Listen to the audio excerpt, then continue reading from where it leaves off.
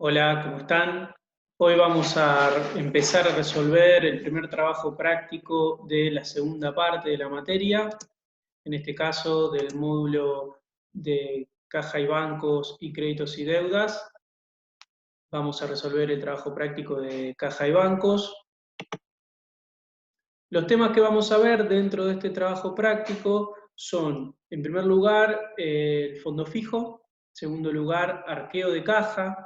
Después vamos a ahondar en dos casos de conciliación bancaria y por último vamos a ver un caso de operaciones con moneda extranjera. Bueno, como ustedes han podido ver en las clases de teoría, el fondo fijo es dinero en efectivo que el ente tiene para hacer frente a pagos menores, ¿sí? Una pequeña cantidad de dinero que por su operatoria normal y habitual el ente decide tener apartado para agilizar ciertos pagos porque sería muy engorroso quizá emitir un cheque para hacer algunos pagos menores, llevaría muchísimo tiempo y sería impráctico. Dentro del tema fondo fijo tenemos que señalar algunos momentos importantes que vamos a ver dentro de este tema. Primero, la creación del fondo fijo y las posibles modificaciones en su cuantía. Cuando hablo de modificaciones en su cuantía me refiero al importe de fondo fijo en general, ¿sí? Como fondo total. Tengo un fondo fijo de 3.000 pesos, lo voy usando, después me doy cuenta que es poco, 3.000 pesos, entonces decido aumentarlo, ahí entra esto que estoy diciendo de modificación en la cuantía, o tengo un fondo fijo de 10.000 pesos y me doy cuenta con su uso que es muy grande ese importe, decido disminuirlo, ahí también estaríamos en presencia de una modificación en la cuantía del fondo fijo como algo general. Después vamos a ver la utilización de ese fondo fijo a lo largo de las diferentes operaciones que realiza el ente, cómo lo va usando, qué documentos, qué documentación va teniendo al día el ente, la rendición y reposición de ese fondo fijo. La rendición tiene que ver con que un responsable del fondo fijo va a llevar un control de todos los movimientos que haya con ese fondo, ¿sí? Tanto cuando ingresa dinero en efectivo al fondo fijo como cuando tiene que hacer esos pagos menores para los cuales se creó el fondo fijo.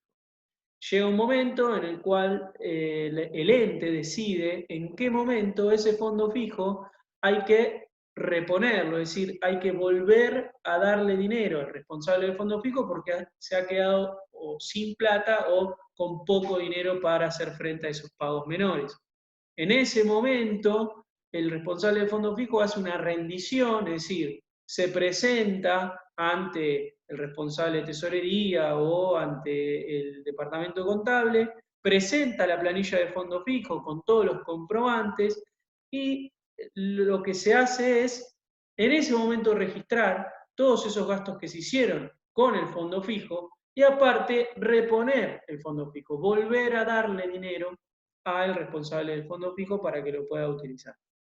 Para esto, el ente tiene que tomar una decisión acerca de la regla de reposición, es decir, cuándo vamos a pedirle al responsable del fondo fijo que venga y que nos rinda esos gastos que ha hecho con el fondo fijo. ¿Qué importe va a ser el que alerte a esa persona para decir, bueno, tengo esta cantidad de dinero, ya es hora de rendir los gastos y pedir la reposición del fondo fijo? Eso es una regla de reposición que cada ente toma y que es libre de decidir lo que quiera y obviamente a lo largo del tiempo puede ir analizando esto e ir cambiándolo. Por último, también vamos a ver que necesariamente antes de que termine el ejercicio, al cierre del ejercicio, independientemente de que se cumpla o no con la regla de reposición, debemos realizar una rendición de fondo fijo. ¿Por qué? Porque de esta manera estamos dándole respuesta y estamos respetando la regla o el principio de devengado. Más allá de que no se cumpla la regla de reposición, al cierre del ejercicio, el responsable del fondo fijo va a tener que rendir todos los gastos que ha realizado desde la última rendición hasta el cierre del ejercicio. ¿Para qué? Para que esos egresos, esos gastos que ha hecho, se imputen contablemente dentro de ese ejercicio y se cumpla con el principio o criterio de devengar. ¿Cuál es la secuencia a seguir en el tratamiento del fondo fijo? Nosotros vamos a tener tres grandes instancias. En primer lugar, voy a tener una planilla de fondo fijo en donde voy a anotar todas y cada una de las cosas que vayan pasando con ese fondo fijo. Todos los movimientos que haya de ese fondo fijo, primero los vamos a ir a anotar en esa planilla de fondo fijo. Cada vez que se produce una entrada o salida de fondos del fondo fijo, voy a anotar en esa planilla. La segunda instancia es registrar en el libro diario general. ¿Cuándo voy a registrar en el libro diario general? Al crear el fondo fijo, o esto que decíamos de modificarse la cuantía del fondo fijo como un todo, al cumplirse la regla de reposición, el responsable del fondo fijo advierte que se ha llegado al nivel que la empresa cree que es suficiente para rendir esos gastos y volver a tener el fondo fijo su importe total. Esa es la segunda opción, la segunda instancia en donde registramos en el libro diario. Al cierre del ejercicio, aunque no se realice la reposición, estos que hablábamos antes, aunque no se haya cumplido con la regla de reposición al cierre del ejercicio, el responsable del fondo fijo va a rendir todos esos gastos, todos esos egresos, y vamos a ir a registrar al libro diario. Y por último, al cierre del ejercicio también, luego de esta rendición, de esta última rendición, vamos a analizar si hay faltantes o sobrantes de fondo fijo. Esto lo vamos a ver con profundidad en el caso práctico, cómo es el tratamiento y dónde tenemos que hacer foco para determinar si hay sobrantes o faltantes en el fondo fijo y cómo lo contabilizamos contablemente, dependiendo de la decisión que haya tomado el ente. Por último, obviamente ustedes saben que vamos a registrar en el libro mayor, en este caso de la cuenta fondo fijo, cada vez que registremos en el libro diario general con la cuenta de fondo fijo. Cada vez que registremos en el debe volver a ver la cuenta fondo fijo, va a tener su correlato en una anotación en el libro mayor de esta cuenta. Caso número 1, fondo fijo. La consigna nos dice que tenemos que registrar en el libro diario general del ente bajo estudio lo que estimemos conveniente teniendo en cuenta lo siguiente. El fondo fijo se repone una vez disminuido como mínimo el 80% de su valor de origen, es decir, acá tenemos la regla de reposición. El ente nos va a dar un valor de origen, un importe total de fondo fijo y nos dice, cuando hayas gastado el 80% o como mínimo el 80%, vení, rendime todos los egresos que hiciste con el fondo fijo y yo voy a reponerte ese dinero. La fecha de cierre del ejercicio contable tratado es el 31 de diciembre de 2015. La empresa no asume las diferencias de valores por recuentos y al cierre no se detectaron errores u omisiones en los registros contables. Aquí la empresa está tomando una decisión en cuanto a la posibilidad de que haya o no faltantes o sobrantes de fondo fijo. En el caso de que haya, la empresa no asume las diferencias, es decir, no va a ser un resultado que vamos a imputar para el ente, sino que vamos a ser responsable al responsable justamente del fondo fijo. También obviamente vamos a tener que confeccionar la planilla de fondo fijo y el libro mayor de la cuenta fondo fijo cada vez que registremos en el libro diario la cuenta al debe o al haber fondo fijo. Operaciones vinculadas con el fondo fijo. El 2 de noviembre del 2015, la empresa emite un cheque de 3.000 pesos de la cuenta corriente del Banco del Oeste para constituir un fondo fijo para el sector de administración. Lo que dijimos, vamos a ir por pasos esquemáticamente. Lo primero que tenemos que hacer es ir a anotar a nuestra planilla de fondo fijo. En nuestra planilla de fondo fijo, lo primero que vamos a anotar es el 2 de noviembre, la creación del fondo fijo por 3.000 pesos. Con lo cual el saldo, por el momento tenemos un solo movimiento, el saldo del fondo fijo es 3.000 pesos. Fíjense que yo arriba anoté y puse límite. Eso quiere decir, estoy plasmando de esta manera la regla de reposición. La empresa nos había dicho, podés usar hasta como mínimo el 80% de esos 3.000 pesos. Con lo cual, lo que tenemos que hacer es determinar la regla y el importe a partir del cual vamos a ir a rendir los gastos del fondo fijo. En este caso, si podemos gastar como mínimo el 80%, el límite va a ser el 20%. Cuando nosotros tengamos como saldo del fondo fijo el 20% o menos, vamos a tener que ir a rendir nuestros movimientos de fondo fijo y solicitar la reposición. Obviamente, el 20% de 3.000 es 600. Ese va a ser nuestro límite. Cuando nosotros, por una operación, lleguemos a un saldo de 600 pesos o nos pasemos y estemos en menos de 600 pesos, vamos a tener que ir a rendir esos movimientos de fondo fijo y vamos a solicitar la reposición del mismo. Como dijimos, la creación del fondo fijo es una de las causas por las cuales vamos a ir a registrar a el libro diario general. ¿Qué vamos a registrar? El 2 de noviembre vamos a debitar la cuenta fondo fijo, cuenta patrimonial del activo.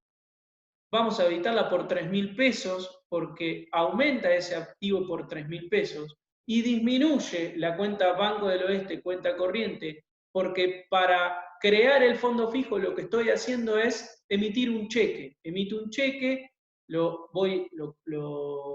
cobro, digamos, lo retiro esa plata, el responsable del fondo fijo va y retira esa plata del Banco del Oeste y se queda con esos 3.000 pesos en efectivo para hacer frente a pagos menores. Obviamente, como tengo una registración al debe de la cuenta fondo fijo en el libro diario, voy a actualizar, en este caso va a ser el primer movimiento, de la cuenta del libro mayor, de la cuenta fondo fijo. Fíjense, el saldo obviamente va a ser de 3.000 pesos por la creación de este fondo fijo. Segunda operación, el 7 de noviembre se abona con dinero del fondo fijo 500 pesos por la compra de artículos de librería. Como dijimos, lo primero que tenemos que hacer es anotar en nuestra planilla de fondo fijo. El límite sigue siendo 600 pesos. Fíjense que ahora el 7 de noviembre incluimos como concepto este gasto de artículos de librería. Vamos a restarle 500 pesos a esos 3.000 que teníamos, con lo cual el saldo de fondo fijo ahora va a ser 2.500 pesos. La pregunta es, ¿vamos a ir ahora el 7 de noviembre a registrar en el libro diario general este egreso de fondo por 500 pesos? Bueno, lo tenemos que analizar de esta manera. Comparamos el saldo que tenemos luego de haber gastado estos 500 pesos con el límite que tenemos por la regla de reposición. Estamos por ahora, estamos por encima del límite. Tenemos 2.500 pesos y la empresa nos exige que por lo menos gastemos hasta llegar a tener un saldo de 600 pesos o menos, con lo cual no vamos por ahora a registrar en el libro diario. Como aún falta para llegar al límite de la regla de reposición, avanzamos sin registrar en el libro diario general y obviamente tampoco en el libro mayor. El 10 de noviembre se abonan 750 pesos con dinero del fondo fijo por cartas documento enviadas a clientes. Nuevamente, lo primero que tenemos que hacer es anotar en nuestra planilla de fondo fijo. El tercer movimiento, el 10 de noviembre, envío de cartas documento, restamos 750 pesos del fondo fijo, que ahora va a tener un saldo de 1.750 pesos. Volvemos a compararlo con nuestra regla de reposición y volvemos a identificar que no tenemos que por ahora registrar en el libro diario general porque aún falta llegar al límite de regla de reposición. Seguimos avanzando sin registrar en el libro diario general. El 20 de noviembre se advierte que el total asignado al fondo fijo es excesivo, por lo que se disminuye en 1.000 pesos que se depositan en la cuenta corriente del Banco del Oeste. En este caso, hay una modificación en la cuantía del importe de origen del fondo fijo. La empresa había dicho, destinemos 3.000 pesos en efectivo para para crear un fondo fijo. Con el paso del tiempo, el ente, los encargados de decidir, se dan cuenta que es excesivo ese importe, es mucho tener 3.000 pesos en efectivo para fondo fijo. Disminuyámoslo, el importe de origen disminuyamos. Con lo cual, esto primero lo vamos a reflejar en nuestra planilla de fondo fijo. Es lo primero que hacemos siempre que haya un movimiento de fondo fijo. Registramos el 20 de noviembre en nuestra planilla la disminución de 1.000 pesos de fondo fijo, ahora el saldo es de 750 pesos. Y observen una cosa, cómo se modifica el importe de origen, el valor total que el ente quiere conservar de fondo fijo como un todo, también tenemos que actualizar el nuevo límite de reposición. Antes era 600 pesos porque era el 20% de 3.000. Ahora es 400 pesos porque es el 20% de 2.000. Ahora el fondo fijo, su importe de origen es 2.000, con lo cual cambia nuestro límite de reposición. Ahora tenemos que observar y comparar el saldo del fondo fijo con estos 400 pesos para ver cuándo debemos rendir y pedir reposición de fondo fijo. Más allá de esto, de este nuevo límite, dijimos al principio, una de las razones por las cuales vamos a ir a registrar al libro diario es por la modificación en la cuantía del importe de origen de este fondo fijo. Y es lo que está pasando este 20 de noviembre. Con lo cual, vamos a ir al libro diario y vamos a reconocer solamente este movimiento de disminución de la cuantía del importe de origen, porque aún no cumplimos con la regla de reposición.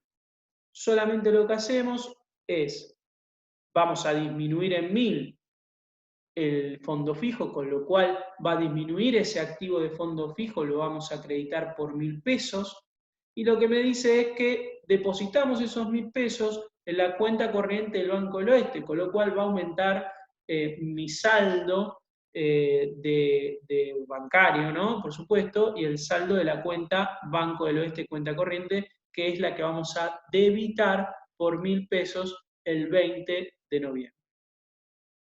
Esta registración, hemos acreditado la cuenta de fondo fijo, obviamente tenemos que anotarla también en el libro mayor de la cuenta fondo fijo, fíjense, que queda con 2.000 pesos de saldo, que es el nuevo importe de origen.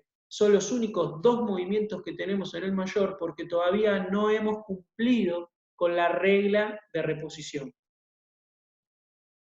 El 23 de noviembre se otorga un anticipo de sueldo de 400 pesos a un empleado del sector. Se usa, esto no se dice, pero se usa el dinero del fondo fijo, ¿no? Eso estamos suponiendo. Vamos a la planilla de fondo fijo. Tenemos nuestro nuevo límite de 400 pesos y luego de la disminución en la cuantía del importe de origen, anotamos el 23 de noviembre, anticipo de sueldo y restamos de ese fondo fijo 400 pesos. Fíjense lo que pasó. El saldo del fondo fijo de 750 pesos pasó a 350 porque le restamos esos 400 pesos.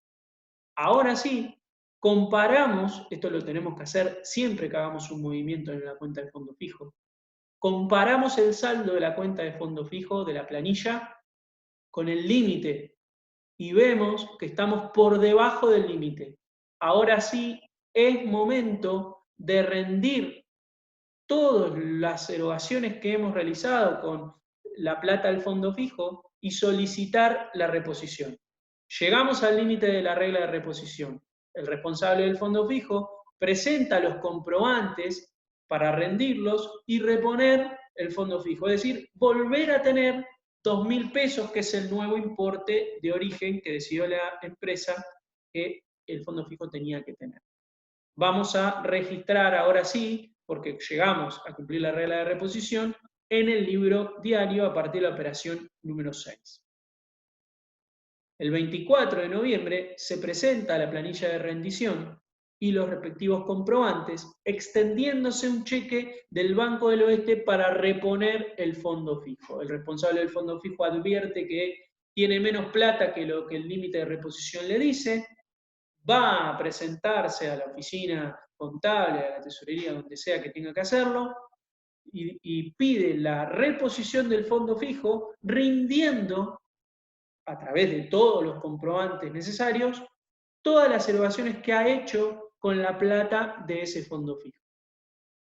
Esta es la planilla que teníamos antes, y obviamente, luego de que se reponga ese fondo fijo, se emite un cheque para reponer ese fondo fijo, un cheque ¿por qué importe? Por el importe que haga que ese fondo fijo vuelva a tener 2.000 pesos. Por eso es lo que tenemos esa registración, esa anotación en la planilla de fondo fijo. El 24 de noviembre hay una reposición de fondo fijo de 1.650 pesos. ¿Por qué es ese importe? Porque tenemos 350 pesos y necesitamos tener 2.000. Con lo cual, el cheque es emitido por 1.650 pesos, el responsable del fondo fijo lo cobra en el banco y ya conserva, tiene nuevamente 2.000 pesos en efectivo para hacer esos pagos menores, que es el fin último del fondo fijo. Dijimos, cuando haya una reposición de fondo fijo y rindamos las erogaciones que hicimos con ese fondo fijo, tenemos que plasmar esto en el libro diario. ¿Qué vamos a plasmar? Fíjense en la operación número 6. Por un lado, emitimos un cheque, ¿sí? Emitimos el cheque del Banco del Oeste, dijimos, por 1.650 pesos. Vamos a acreditar esa cuenta, vamos a acreditarla por 1.650 pesos, estamos emitiendo un cheque.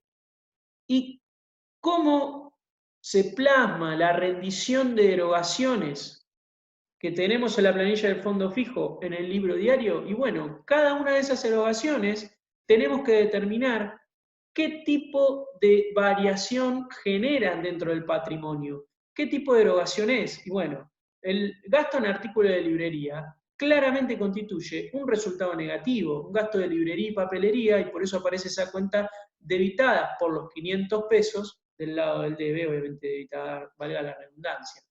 Luego tenemos el envío de cartas documento. El envío de cartas documento también constituye un resultado negativo, en este caso cuando tiene que con gastos relacionados con gastos de correo, cuando tiene que ver con gastos de correo, hablamos de franqueo. Por eso pusimos como resultado negativo la cuenta gastos de franqueo, 750 pesos debitada.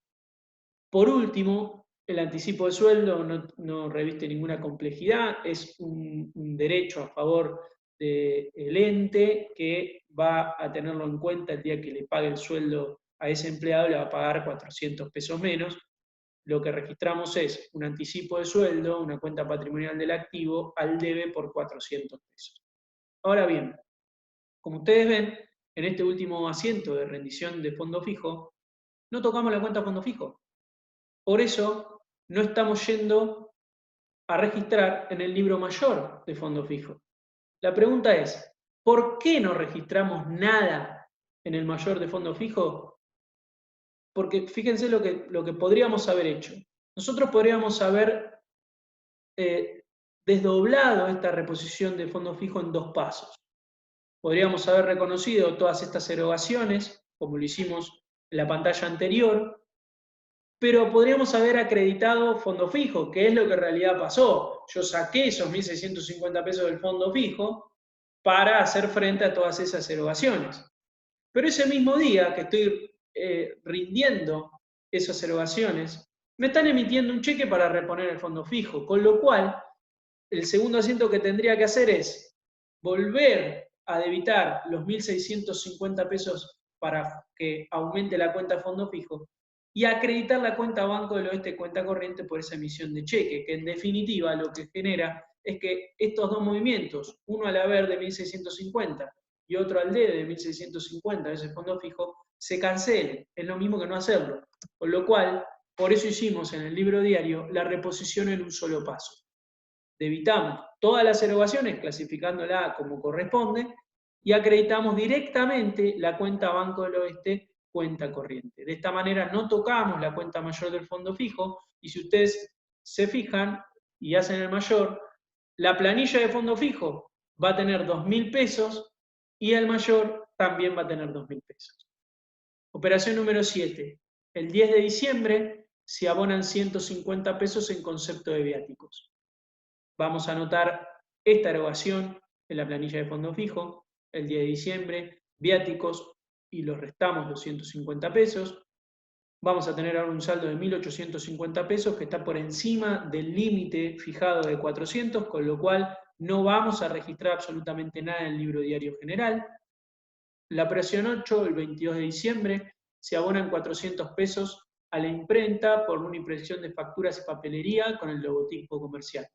Volvemos a anotar primero en la planilla de fondo fijo, 22 de diciembre, gastos de imprenta, restamos estos 400 pesos y ahora el saldo de fondo fijo es de 1.450. Sigue por encima del límite de 400 pesos, con lo cual seguimos sin registrar en el libro diario general. El 31 de diciembre se efectúa el arqueo del fondo fijo, adjuntándose a la planilla de rendición los comprobantes de los pagos realizados y 1.400 pesos en efectivo.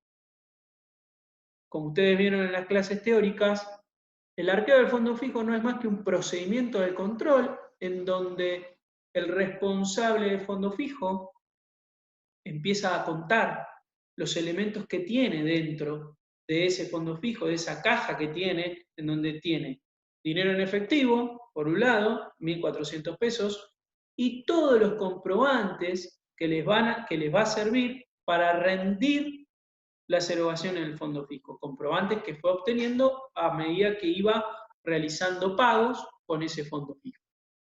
Ahora bien, el fondo fijo, si nosotros vamos a la planilla y vamos al último movimiento de la planilla, fíjense lo que pasa. El fondo fijo tenía un saldo de 1.450 pesos. Tenemos que realizar una rendición sin reposición al cierre del ejercicio. Era otro de los motivos por los cuales íbamos a ir a nuestro libro diario general y registrar.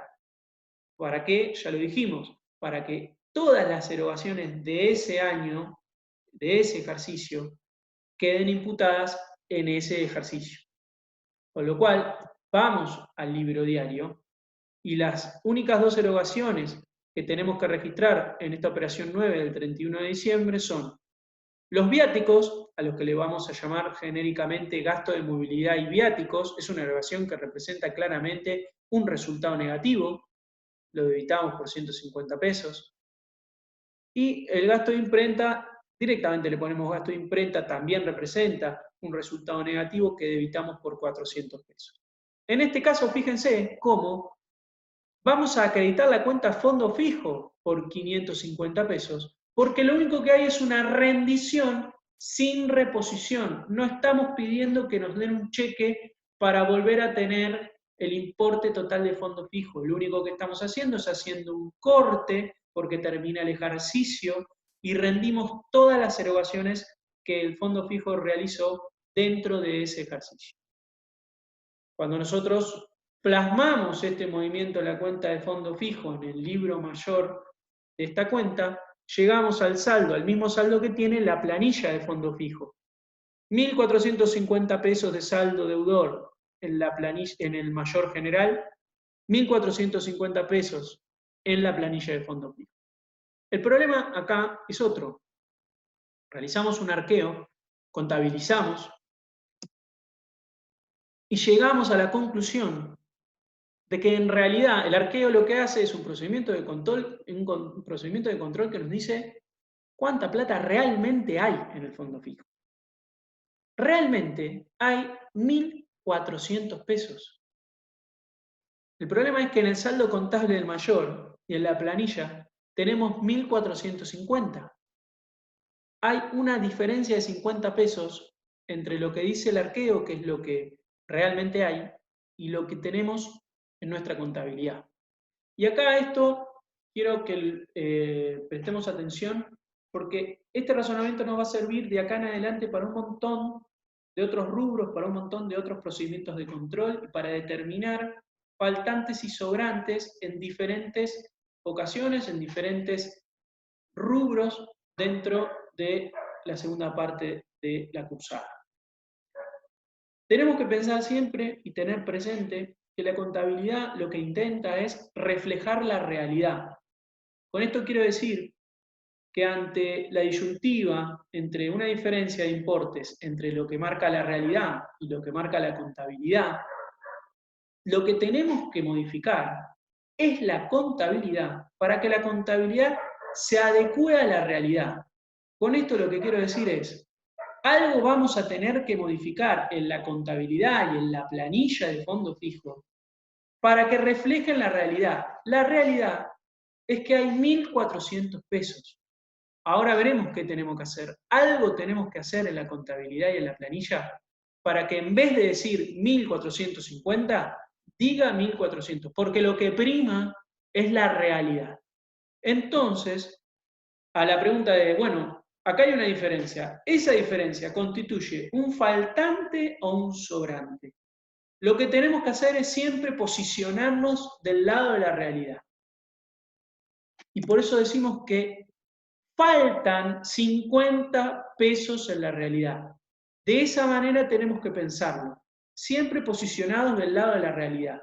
Esto, insisto, les va a servir de acá en adelante para un montón de rubros, para un montón de situaciones en donde hay que determinar este tipo de diferencias. Posiciónense en la realidad. ¿Qué es lo que pasa acá? Faltan en la realidad 50 pesos. Es decir, tenemos un faltante de fondo fijo. Obviamente que lo que tenemos que hacer nosotros es realizar el ajuste necesario para que esto no pase más y para que no falte más. Pero hoy la realidad es que hay un faltante. Faltan 50 pesos en la realidad. Fíjense esto, según el enunciado, la empresa no asume las diferencias de valores por recuentos y al cierre no se detectaron errores u omisiones en los registros contables. ¿Qué quiere decir esto? La empresa le dijo al responsable del fondo fijo, si acá hay una diferencia entre lo que va a decir el arqueo que vamos a practicar y lo que dice tu planilla y la contabilidad, te vas a hacer cargo vos. Nosotros como ente, como empresa, no vamos a asumir esa diferencia, sea positiva o negativa, en este caso negativa, no vamos a asumir esa diferencia, te vas a hacer cargo vos. Muy bien. Esto es una decisión de la empresa, puede decidir totalmente distinto y hacerse cargo la empresa de esta diferencia y no endilgarle la responsabilidad al responsable del fondo fijo. Esta empresa en particular no se hace cargo de las diferencias, responsabiliza al responsable del fondo fijo de esta diferencia de 50 pesos. Con lo cual, lo que vamos a tener que anotar es, nuevamente en la planilla, es lo primero que hacemos, anotar en la planilla. Y en este caso, como es responsable el responsable del fondo fijo de esta diferencia, lo que hacemos es, nosotros teníamos un saldo en la planilla de 1.400 pesos. Ese saldo tiene que disminuir. ¿Por qué? Porque tengo que tener 1.400 pesos. La planilla tiene que decir 1.400, porque es lo que hay en la realidad. Esos 50 pesos que restamos para llegar a los 1.400, en este caso y por la decisión del ente, lo vamos a considerar como un anticipo de sueldo. ¿Qué le estamos diciendo al empleado? Te hago cargo de estos 50 pesos, te los voy a hacer de cuenta que te los di anticipadamente y el día que te pague el sueldo, te pago 50 pesos menos. De esa manera, la empresa hace cargo al responsable del fondo fijo de esta diferencia. De esta manera, llegamos a que la planilla tenga 1.400 pesos como marca la realidad. Dijimos, la última razón por la cual vamos a ir a registrar el libro diario general es por diferencias de faltantes o sobrantes de fondo. En el libro diario, en la última registración, Disminuimos en 50 pesos la cuenta fondo fijo porque lo restamos en la planilla. Vamos a acreditar la cuenta fondo fijo por 50 pesos y esa erogación, esa anotación que hicimos, la hicimos haciéndolo cargo al responsable del fondo fijo y considerándolo como un anticipo de sueldo que le hicimos. Con lo cual, esa es la cuenta que vamos a debitar. Anticipo de sueldo, 50 pesos al debe. ¿Por qué? Porque de esta manera, cuando le paguemos al responsable del fondo fijo el sueldo, vamos a descontarle esos 50 pesos y ahí se va a estar haciendo cargo de esta diferencia.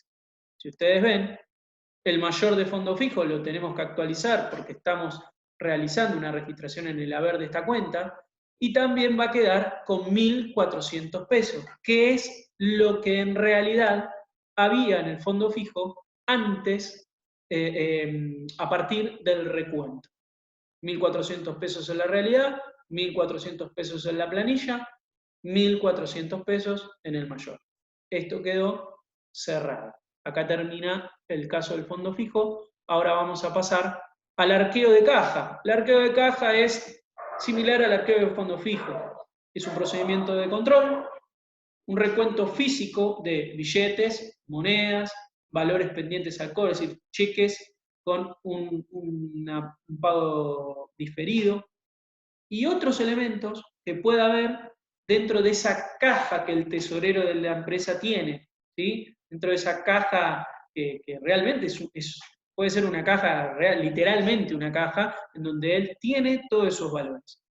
En el arqueo se hace un recuento de todo lo que encuentran en esa caja y tenemos que empezar a analizar un poquito, primero, después de realizar ese recuento, esos elementos que encontré. Tengo que analizar, ¿es correcto que estos elementos formen parte contablemente de la cuenta caja? Todos los elementos que conté físicamente, que tengo en la caja, en esa caja de cartón que tiene el tesorero, todos esos elementos, ¿es correcto que formen parte del saldo de la cuenta contable caja? Si la respuesta es no, entonces tengo que, entre comillas, sacarlos de la caja, disminuir el saldo de la cuenta caja, es decir, acreditar la cuenta caja y, bueno, esos elementos reubicarlos contablemente en algún lugar, ver qué tipo de elemento es y registrar contablemente a partir de ese análisis en otro lado ese elemento, que ya no va a ser considerado caja. Caso número 2. Recuento de fondos y valores, determinación del saldo de la cuenta caja. Determinar el saldo de caja al cierre del ejercicio, 31 de diciembre del 2019, y registrar en el libro diario general de la Maderera SRL lo que estime conveniente, teniendo en cuenta lo siguiente. El saldo contable de la cuenta caja a la fecha de cierre ascendió a 565 pesos. Antes que hagamos cualquier cosa, el mayor de la cuenta caja arroja un saldo deudor de 565 pesos. Se responsabiliza el cajero en el caso de existir billetes deteriorados, porque ya no pueden ser utilizados, o fuera de circulación, tampoco pueden ser utilizados. No se responsabiliza el cajero en el caso de faltantes de fondos no significativos por redondeo de centavos. En este caso, fíjense que la empresa toma dos decisiones distintas. Si el cajero recibió cheques deteriorados o fuera de circulación, se va a tener que hacer cargo de ese error. Si hay faltantes de fondos, luego del arqueo se determinan faltantes y no son significativos, asume la empresa esa situación, no lo responsabiliza el cajero. Según el manual de cuentas, la cuenta caja se acredita no solo para efectuar depósitos en bancos, sino también para realizar pagos en efectivo. Es decir, lo que está diciendo acá es que se usa el dinero en efectivo para realizar algunos tipos de pagos, no solamente para depositar plata en los bancos.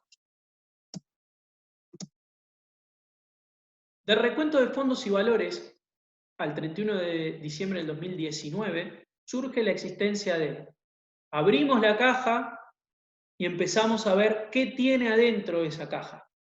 3 billetes de 100 pesos, un billete de 10 pesos y monedas por un total de 7 pesos. Un billete de 10 pesos deteriorado, 2 billetes de 2 pesos y 2 monedas falsas de 1 peso. Un cheque del Banco Río de fecha 11 de octubre del 2019 por 98 pesos que fuera entregado por el cliente ruso en cancelación de una compra a crédito. Un cheque del Banco Nación con fecha 22 de diciembre por 20 pesos recibido del cliente El Negro Sociedad Colectiva por una compra de mercaderías al contado. Un cheque del Citibank de fecha 10 de enero del 2020 por 50 pesos recibido del cliente Ariel Mesa. Por último, comprobantes por 60 pesos que corresponden 10 pesos a las fotocopias sacadas por el cadete el 20 de diciembre y 50 pesos a una compra de artículos de librería del 21 de diciembre. Hicimos nuestro recuento, tenemos todos esos elementos dentro de nuestra caja. Tenemos que analizar qué elementos de eso está bien que formen parte del saldo contable de caja y qué de todo eso tenemos que reimputarlo y sacarlo de la caja, disminuyendo, obviamente, el saldo contable de la cuenta caja. Empecemos de a uno. Primero, billetes en circulación tenemos 317 pesos. Fíjense, punto A. 3 billetes de 100, 300 pesos. Un billete de 10, 310. Y monedas por un total de 7 pesos. Esos 317 pesos que son billetes en circulación, que sirven como medio de pago, que están habilitados y que están en perfectas condiciones, está bien que formen parte del saldo contable de caja. Por eso lo ponemos de ese lado de la columna, dentro de caja. Ahora bien, fíjense el punto B. Por un lado tenemos un billete deteriorado de 10 pesos. Ese billete no puede formar parte de la cuenta caja porque no nos sirve para pagar. No tiene poder cancelatorio, no nos sirve más como efectivo. Ahora bien, lo que tenemos que saber es, esos 10 pesos no son caja. ¿Qué son? En este caso, como la empresa decidió responsabilizar al cajero de este tipo de cheque, de este tipo de error, no es un error recibir un cheque deteriorado o recibirlo deteriorado o no conservarlo de una manera correcta que hizo que se deteriore, ¿no? El responsable de esto para la empresa es el cajero, con lo cual nuevamente, como pasaba con el fondo fijo, lo que generamos es un anticipo de sueldo. Es decir, esos 10 pesos no son parte del saldo contable de caja. Bueno, tienen que formar parte de otra cuenta. En este caso, la cuenta que no es caja es anticipo de sueldo patrimonial del activo. Lo mismo pasa con los billetes fuera de circulación. Ustedes sabrán que los billetes de 2 pesos actualmente están fuera de circulación, no se permiten pagos con ese billete, ya no forman parte del circulante, con lo cual son 2 billetes de 2 pesos, son 4 pesos que tampoco tienen que formar parte del saldo contable de caja. Y también la empresa responsabiliza por este tipo de errores al cajero, con lo cual, nuevamente, esto no es caja, pasa a ser anticipo de sueldo. Las 2 monedas falsas siguen la misma suerte. Son 2 monedas falsas de 1 peso que no forman parte de caja. Son 2 pesos que también vamos a generar un anticipo de sueldo. Esas 3 cosas se las va a descontar al cajero a fin de mes el ente porque los responsabiliza por esos elementos. Ahora vamos a empezar a analizar los cheques. Y en cuanto a los cheques, tenemos que tener en cuenta lo siguiente. Cuando nosotros recibimos un cheque, ese cheque tiene una fecha. La empresa va a poder cobrar ese cheque desde esa fecha que dice y hasta 30 días para adelante. Tiene 30 días desde la fecha que dice el cheque para cobrar ese cheque. Si eso no pasó, si durante esos 30 días la empresa no cobró el cheque, ese cheque no se puede usar, se anula y bueno, ahí habrá que ver, se genera otro cheque o se soluciona de otra manera. Pero ese cheque ya no se puede cobrar, con lo cual eso es lo que tenemos que tener muy en cuenta para determinar si el cheque que tenemos en la caja está bien que sea parte del saldo contable de caja o no. Fíjense el primer cheque, inciso C. Ese cheque tiene fecha 11 de octubre y nosotros estamos al 31 de diciembre. Esos 98 pesos no podemos cobrarlos hoy 31 de diciembre. Está mal dejar esos 98 pesos en el saldo contable de la cuenta caja, con lo cual no forman parte de la cuenta caja esos 98 pesos. El tema es, si no son caja, ¿qué son? Bueno, en este caso el enunciado nos dice que ese cheque nos lo entregó un cliente en cancelación de una compra a crédito. Es decir, ese cliente había comprado a crédito, con lo cual nosotros teníamos un derecho a cobrar que el cliente había cancelado con ese cheque. Lo que hacemos es, como ese cheque no lo podemos cobrar, como ese cheque lo tenemos que anular, volvemos a tener esa deuda por la venta de cuenta. Esa deuda tiene el tercero, ¿no? El derecho a nosotros de la transacción por cuenta corriente comercial. Por eso es que ponemos deudores por venta. Volvemos a tener el derecho a cobrar, porque el cheque que nos había entregado el cliente no nos sirve, ha pasado el tiempo, lo que tendremos que hacer es comunicarnos con el cliente y decirle, mirá, tenemos que volver a hacer el cheque porque el que me diste venció. Con lo cual, lo que decimos es que se vuelve a tener ese derecho. Ahora bien, en el inciso D, fíjense, el cheque tiene fecha 22 de diciembre. Esos 20 pesos al 31 de diciembre los podemos cobrar, con lo cual está bien que esos 20 pesos formen parte del saldo de la cuenta caja. No hacemos nada con eso. Igual que los billetes en circulación, los dejamos en la columna de caja. El tercer cheque es un cheque con fecha 10 de enero del 2020.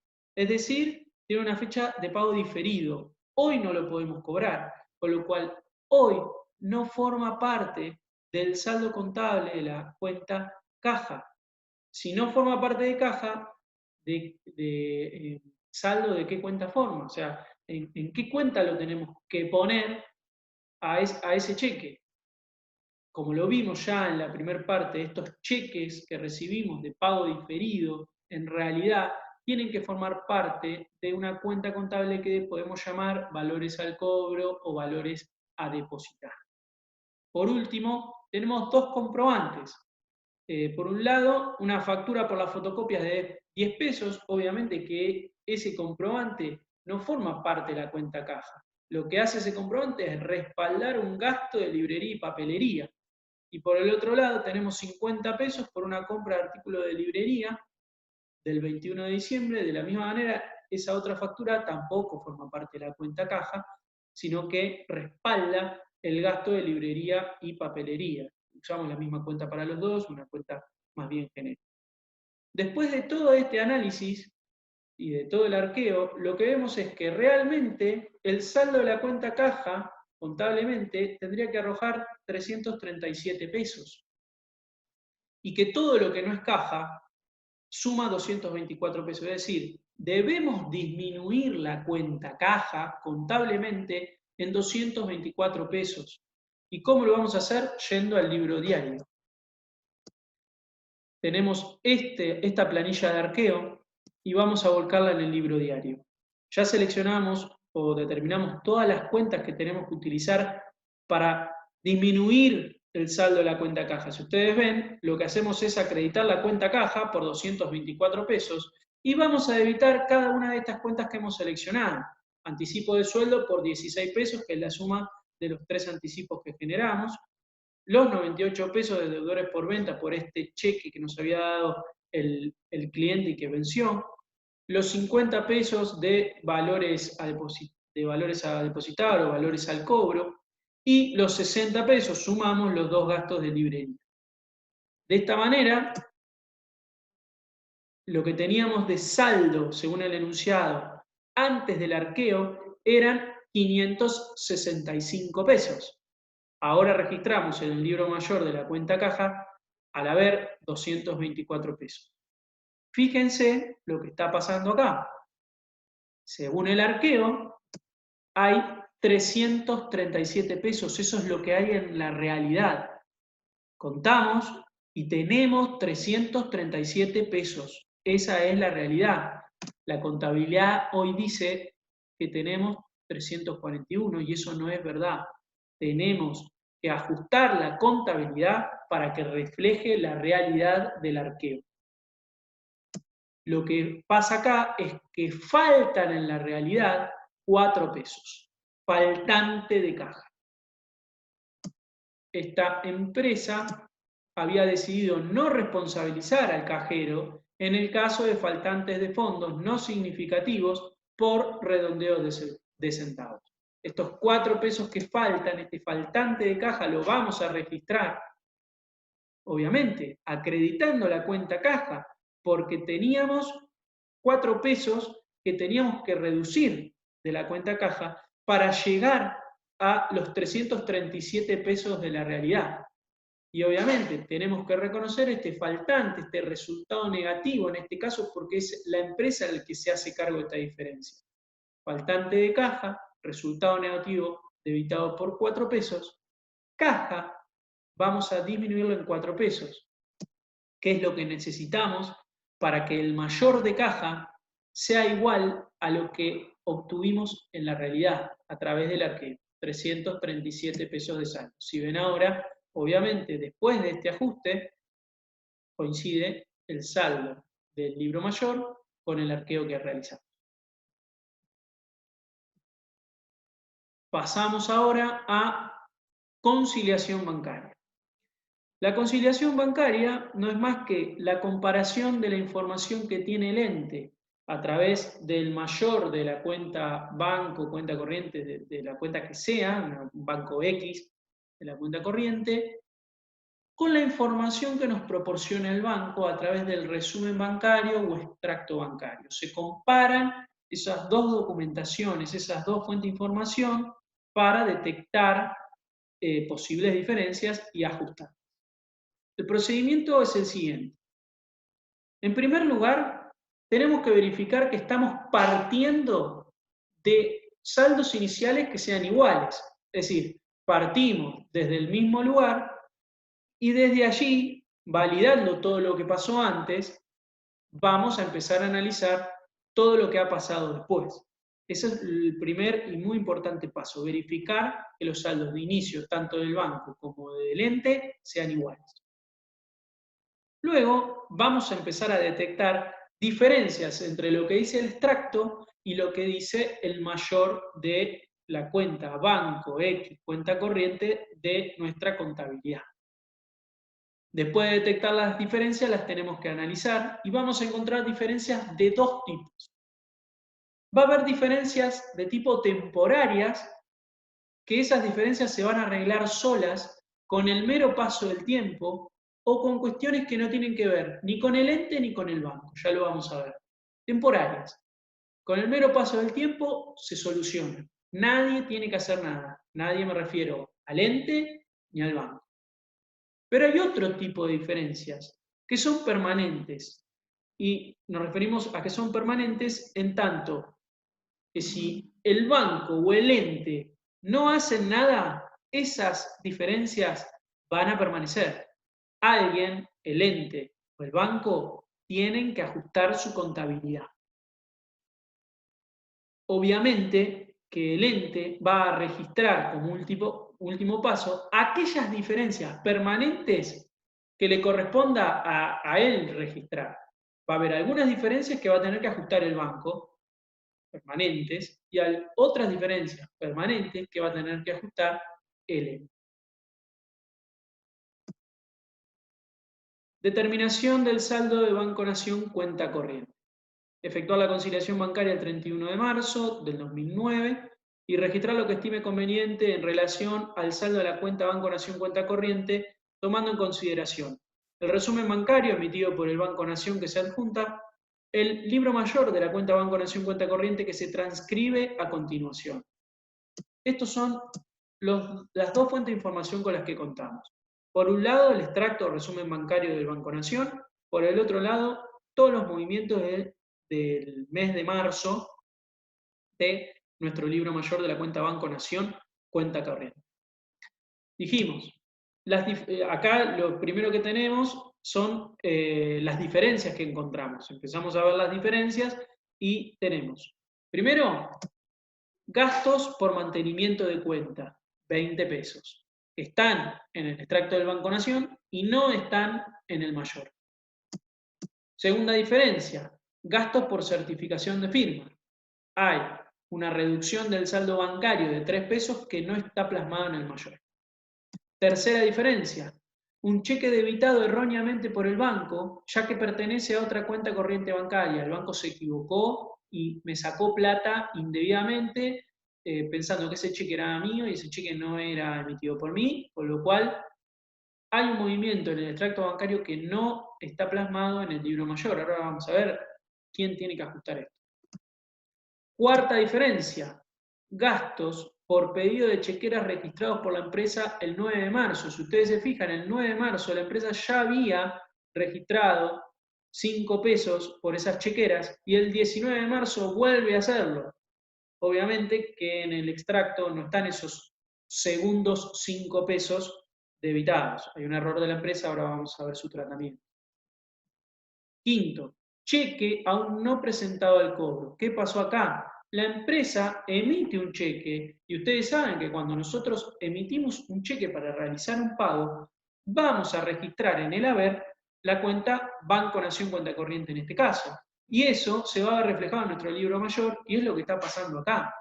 Tenemos 200 pesos en el haber porque emitimos un cheque de 200 pesos. En el extracto bancario eso no está plasmado. ¿Y por qué no está plasmado? Porque la persona que tiene el cheque en la mano todavía no lo fue a cobrar. Ahora vamos a ver qué pasa con ese tipo de diferencias. Por último, depósito aún no acreditado por el banco. La empresa va y realiza un depósito para aumentar el saldo bancario de su cuenta y lo realizó en este caso el 30 de marzo y hoy estamos parados el 31 de marzo. Ustedes saben que el banco tiene algunos procedimientos por los cuales hay una demora entre el día que uno hace el depósito, cada vez eso varía, ahora no pasa tanto, pero hay situaciones en las que sí pasa, en donde nosotros hacemos un depósito y vemos reflejada ese depósito, ese aumento del saldo bancario unos días después. Y eso es lo que está pasando acá. La empresa, en su contabilidad, ya tiene la boleta de depósito, con lo cual puede registrar en el debe el aumento del saldo de la cuenta Banco Nación Cuenta Corriente, y es lo que hace por 500 pesos, pero como todavía no han pasado ese tiempo que se toma el banco para procesar ese depósito, no lo vemos plasmado en el extracto bancario. Ahora vamos a ver cómo se trata ese tipo de diferencias. Bueno, lo primero que teníamos que hacer, dijimos, para conciliar, es cerciorarnos de que estamos partiendo de saldos iniciales idénticos. Si ustedes ven, el saldo es de 2.000 pesos, el saldo anterior, el saldo de inicio de esta conciliación, es de 2.000 pesos en el extracto bancario y es de 2.000 pesos en nuestro mayor. El primer paso está cumplido. Ahora bien, si ustedes se fijan, el saldo final de marzo es de 342 pesos en el caso del extracto y de 740 pesos en el caso del libro mayor nuestro.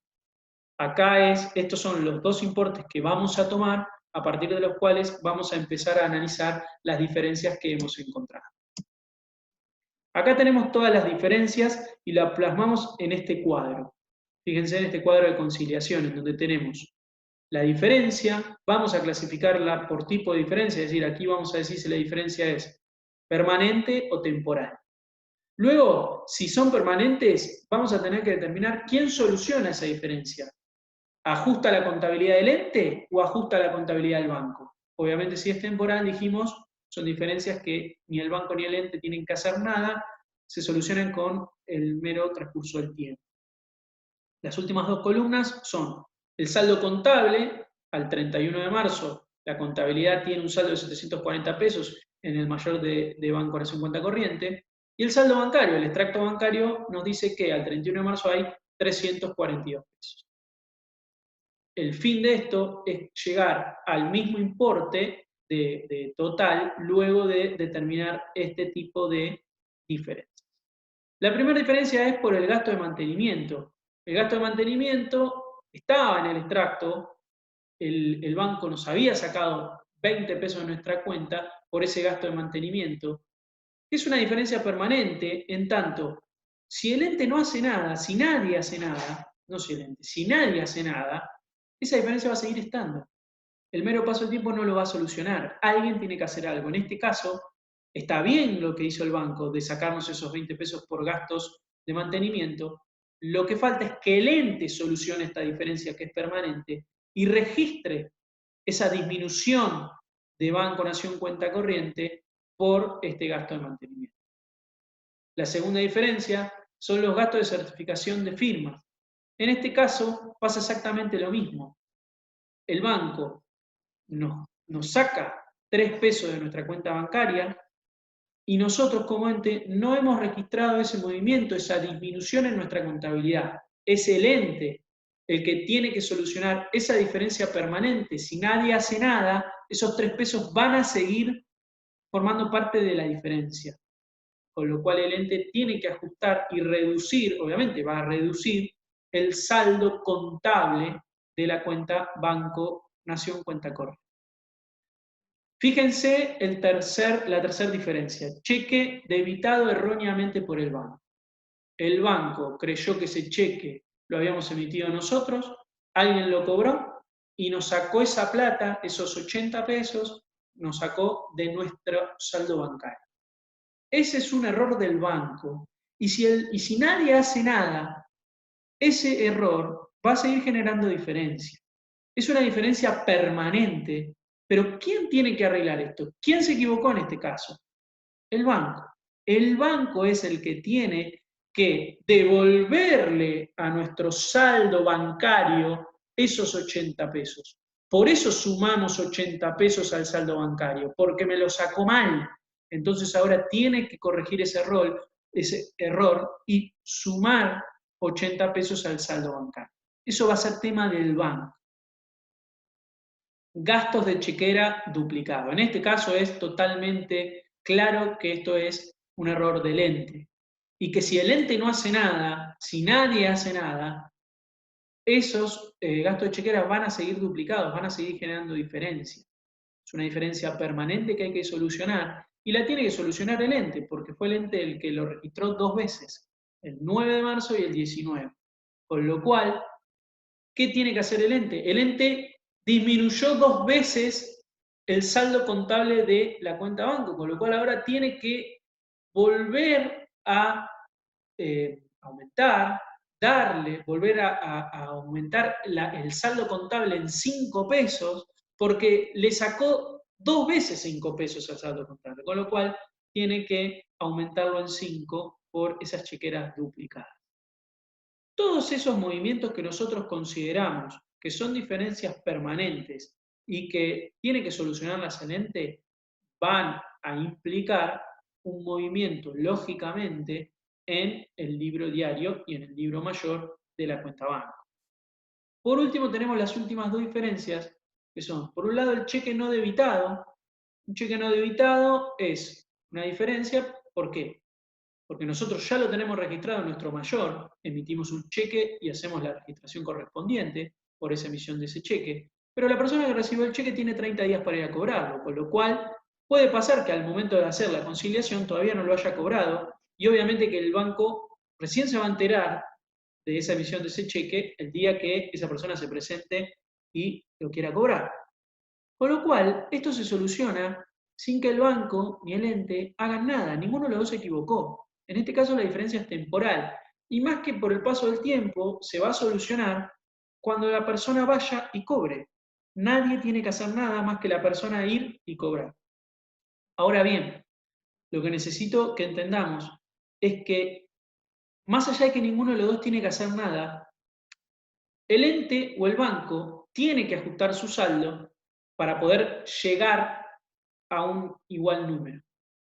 Lo que tenemos que razonar para determinar en cuál de las dos últimas columnas ponemos estos 200 pesos es lo siguiente. Cuando el tiempo pase y esta persona vaya y cobre, ¿qué es lo que va a pasar? ¿Qué va a pasar en la realidad cuando el tiempo pase y esta diferencia ya no exista más? Y bueno, lo que va a pasar es que el saldo bancario va a disminuir. Esos 200 pesos van a hacer que disminuya el saldo bancario. Esos 200 pesos ya están disminuyendo el saldo contable. El saldo contable ya está bien en esa cuestión. Cuando pasa el tiempo y la persona vaya a cobrar al banco, lo que va a pasar es que el banco va a restar 200 pesos de mi saldo bancario. Por último, tenemos el depósito no acreditado. Esto que habíamos dicho, fuimos al banco a depositar plata, 500 pesos, fuimos a depositar el 30 de marzo, hoy al 31 de marzo el banco todavía no procesó ese depósito, no ha impactado ese movimiento en el sistema del banco, en el saldo bancario no ha impactado, pero esto es meramente una cuestión temporal, es una diferencia temporal que ni el banco ni el ente están haciendo nada que sea incorrecto, sino que dentro de 48 horas se procesa ese depósito y va a impactar en la cuenta bancaria. Nuevamente, la pregunta que nos tenemos que hacer es, cuando el tiempo pase y esta diferencia desaparezca, ¿qué es lo que va a pasar? Va a aumentar el saldo bancario en 500 pesos. Por eso es que ubicamos en positivo esos 500 pesos en el saldo bancario. Si nosotros sumamos todos los movimientos del saldo contable, llegamos a un saldo de 722 pesos, y si sumamos todos los movimientos del saldo bancario, llegamos a un saldo bancario de 722 pesos, con lo cual hicimos correctamente nuestra conciliación. Esto es la planilla de conciliación. Lo que tenemos que hacer ahora es ajustar contablemente todas aquellas diferencias en el libro diario que el ente tiene que ajustar, que solucionar, porque son permanentes y están en cabeza suya. Si el ente no ajusta esto, las diferencias no se van a solucionar. El 31 de marzo, entonces, día de la conciliación, tenemos que disminuir, porque los 20 pesos y los 3 pesos están restando, con lo cual disminuyen el saldo de la cuenta banco, cuenta corriente. Por eso hay dos asientos en donde acreditamos esa cuenta. Por 23 pesos, una, y por 5 pesos vamos a sumarle por el gasto de chequera duplicado. Primero vayamos al primer asiento. 20 pesos por el gasto de mantenimiento y 3 pesos por el gasto de certificación de firma son los que debitamos como genéricamente gastos y comisiones bancarias, un resultado negativo general. Y vamos a reducir el saldo de contable de la cuenta banco cuenta corriente, con lo cual vamos a acreditar la cuenta Banco Nación cuenta corriente. El segundo movimiento que tenemos que hacer es ajustar esta duplicación del gasto de chequera. Y fíjense que en el cuadro de conciliación nosotros estamos sumando 5 pesos. Estamos aumentando en 5 pesos el saldo contable de Banco Nación cuenta corriente, con lo cual tenemos que debitar esa cuenta. Debitamos Banco Nación cuenta corriente por 5 pesos y lo que vamos a acreditar es la cuenta de resultado negativo, gastos y comisiones bancarias, una cuenta general que utilizamos para este tipo de cuestiones, que es una de las pocas excepciones en las cuales ustedes saben que los resultados negativos se acreditan para ajustar errores en la registración, como pasó en este caso.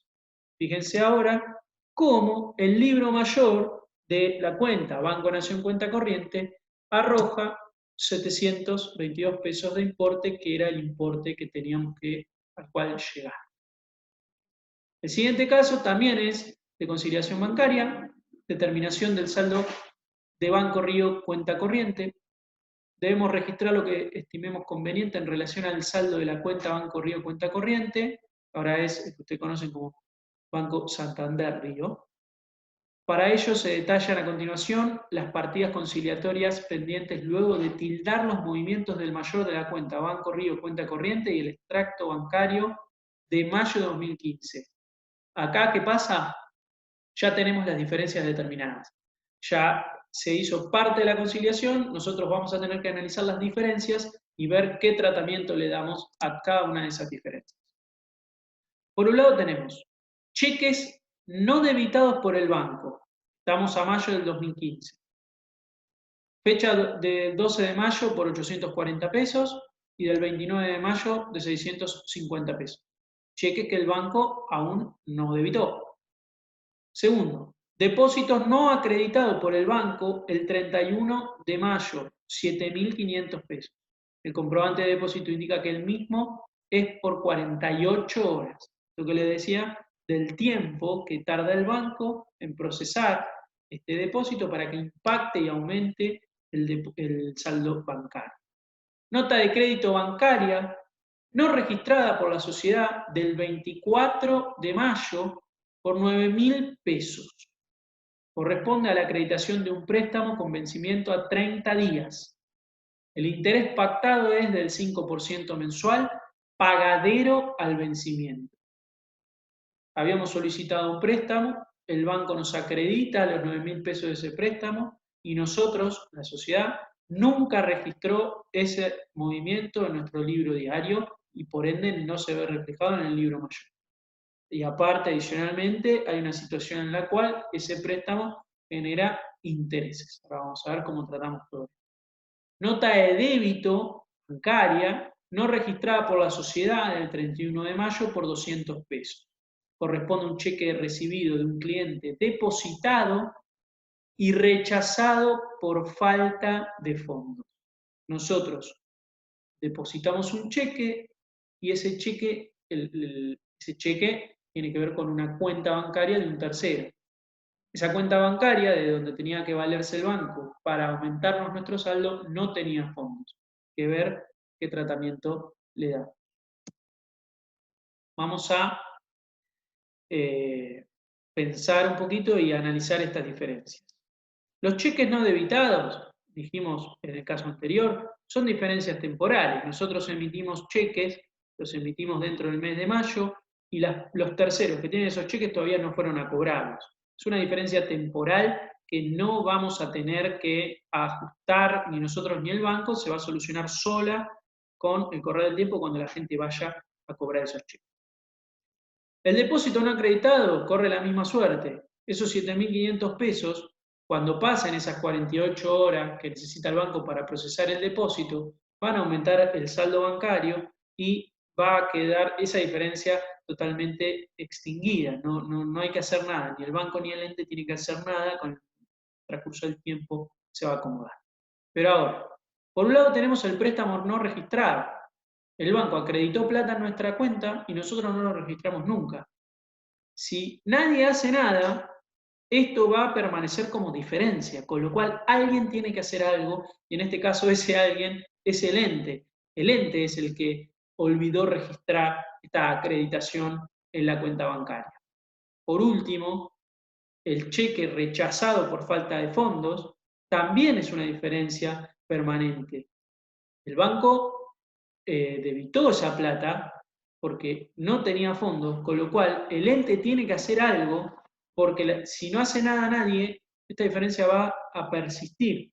Es el ente el que tiene que acomodar su contabilidad para reflejar esta diferencia y para que deje de ser justamente una diferencia entre el extracto bancario y el libro mayor de la cuenta bancaria. Fíjense el tratamiento que le damos a esto. Primero, las dos primeras diferencias dijimos que eran temporales, con lo cual no hacemos nada con ellas. Desde el punto de vista contable, solo esperamos que pase el tiempo. En cuanto al préstamo, tenemos que reconocer el aumento del saldo contable de la cuenta Banco Nación Cuenta Corriente. El banco nos está acreditando plata, está aumentando nuestro saldo contable y nosotros no lo habíamos registrado. Con lo cual, debitamos la cuenta Banco Río, estoy diciendo Banco Nación y es Banco Río, les pido disculpas. Banco Río cuenta corriente, 9.000 pesos. Y en este caso, obviamente, al registrar esa acreditación en concepto de un préstamo otorgado, tenemos que tenemos que crear la obligación que corresponde a este préstamo a pagar. Nace una obligación para el ente de pagar este préstamo por 9.000 pesos. Por eso acreditamos préstamo a pagar Banco Río por 9.000 pesos. Por otro lado, por esta misma situación, lo que se dice es que ese préstamo tiene un interés del 5% mensual. Estamos al 31 de mayo. Los intereses empezaron a correr, empezaron a generar resultados a partir del 24 de mayo. Llegamos al último día del mes de mayo, tenemos que reconocer el resultado generado por esos 7 días que pasaron desde que empezaron a generarse los intereses. ¿Cómo obtenemos el importe de esos 7 días que tenemos que reconocer ya como resultado de intereses? El interés total es 450 pesos, como ven ahí al costado.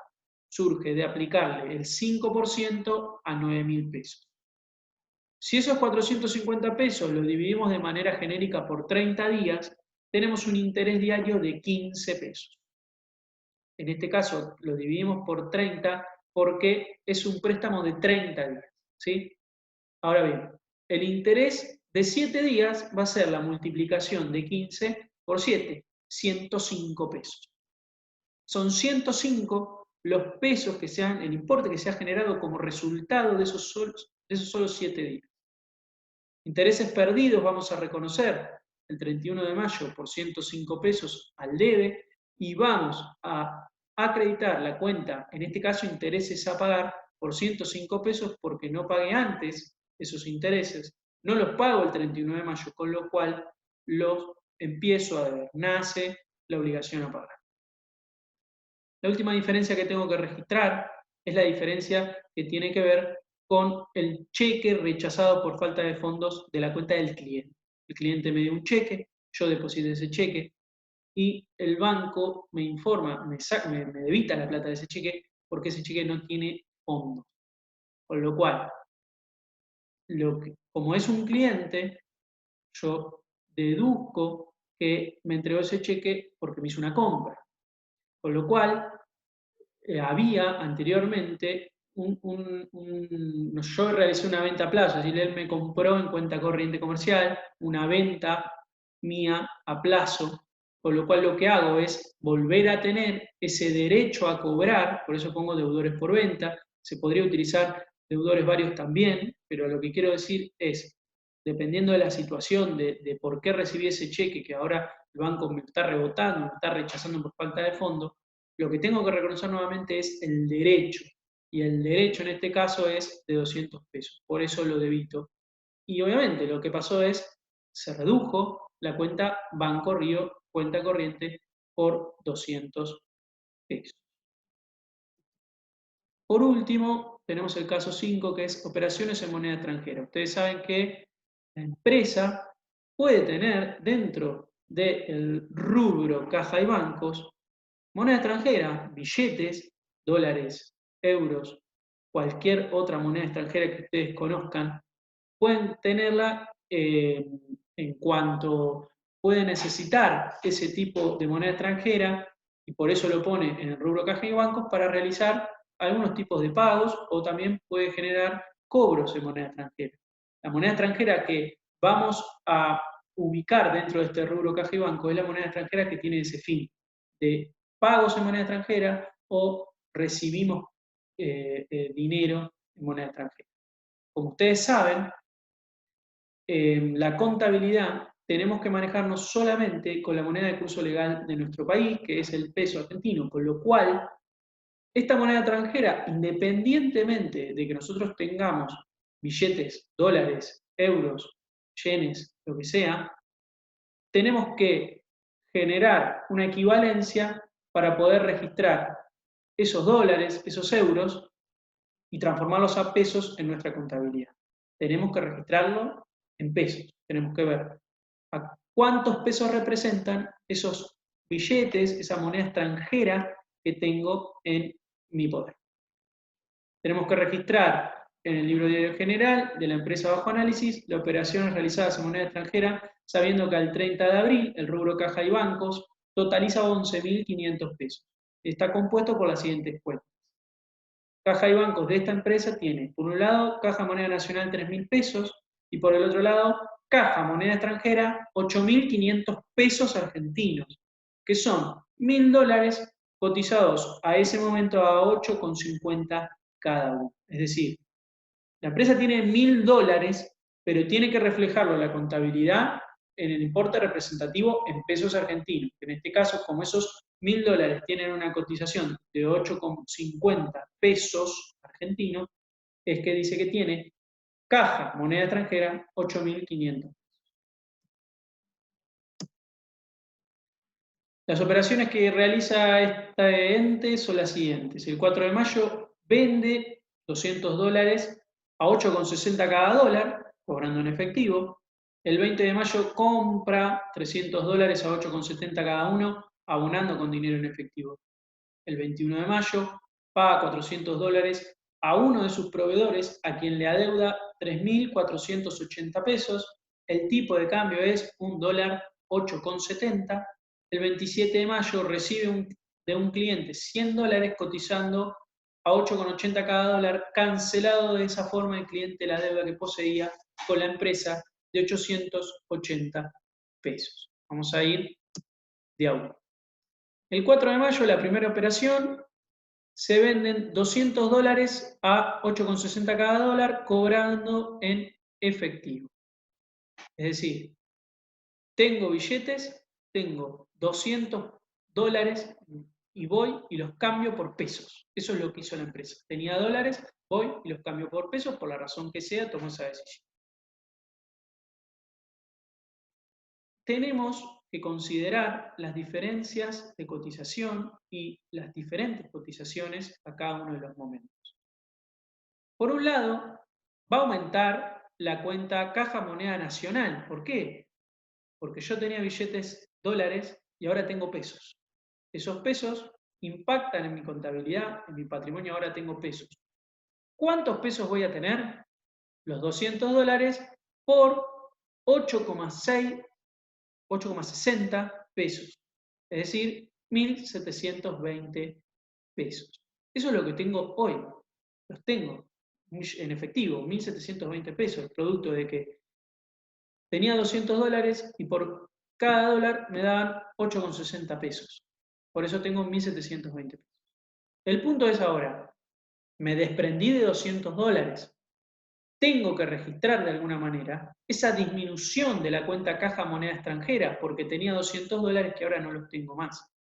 El tema es, ¿por qué importe doy de baja esos $200? ¿Cuánto me costaron a mí esos $200? Y bueno, el enunciado me dice que todos los dólares que tenía, los $1.000 que tenía, valían 8,5 cada uno. Con lo cual, a mí me costó cada dólar que ahora estoy entregando 8,50. Por eso es que acredito la cuenta caja moneda extranjera por 1.750 pesos, producto de los $200 que estoy entregando, que me costaron 8,50. La diferencia de 20 pesos en este caso no es más que un resultado, en este caso positivo, de 20 pesos. Por eso reconocemos este resultado positivo por diferencia de cambio de 20 pesos. ¿Y esto por qué se produce? Piénsenlo, digamos, de una manera simple. Compré en su momento dólares a 8,50 y ahora los estoy vendiendo más caro, 10 centavos más caro cada dólar, con lo cual gané 20 pesos en toda esa operación. Por eso es un resultado positivo. Eso que compré a 8,50 lo estoy vendiendo ahora más caro. Imagínense que fuera cualquier bien que pueda comprar. Compro algo a 8,50 y después lo vendo a 8,60. Gané 10 centavos por cada uno de esos bienes. En este caso son billetes. Por eso son los 20 pesos. Segundo movimiento, segunda operación. Compra $300 a 8,70 cada uno, abonando con dinero en efectivo. Esto es más simple. Quiero billetes, quiero dólares. Voy a una entidad financiera, le digo, quiero comprar $300, quiero que me des $300. La entidad financiera me dice, muy bien, esos 300 dólares tienen una cotización de 8,70 cada uno. Por cada billete que yo te dé de dólar, vos me vas a tener que dar 8,70 pesos. Con lo cual, yo me llevo los 300 dólares, pero tengo que registrarlo en la contabilidad llevándolo, transformándolo en pesos, en moneda, del país, ¿sí? El curso legal del país. Por eso es que es caja moneda extranjera, porque los billetes que yo tengo son dólares, aumenta el saldo contable de esa cuenta contable caja moneda extranjera, porque tengo más dólares, pero tengo que poner su correlato en pesos argentinos. 2.610 pesos, porque son 300 dólares a 8,70 cada uno. Obviamente, lo que yo hice es darle a la entidad financiera dinero en efectivo, plata argentina, por 2.610 pesos. Por eso doy de baja, acredito la cuenta Caja Moneda Nacional por 2.610 pesos. La tercera operación, paga 400 pesos a uno de sus proveedores, a quien le adeuda 3.480 pesos. El tipo de cambio es $1, 8,70 pesos. Y fíjense acá lo que está pasando. En primer lugar, la primera certeza que podemos obtener del enunciado es que estamos cancelando una deuda de 3.480 pesos con un proveedor, con lo cual no tenemos dudas de que tenemos que debitar la cuenta proveedores por 3.480 pesos. Extinguimos esa deuda. Ahora bien, estamos desprendiéndonos de moneda extranjera para cancelar esa deuda y tenemos que asignarle un valor en pesos. ¿Cuánto nos costaron esos 400 dólares que hoy estamos entregando para cancelar esa deuda? ¿Cuánto nos costaron? Bueno, nosotros teníamos en su momento 1.000 dólares, después vendimos 200, después compramos 300. ¿Y qué valor le asigno? Bueno, tenemos que utilizar un supuesto. Esto lo vamos a ver en profundidad en otros rubros. Pero en principio quédense con esto. Tenemos que utilizar un supuesto. ¿Qué agarro? ¿Los dólares de 8,60?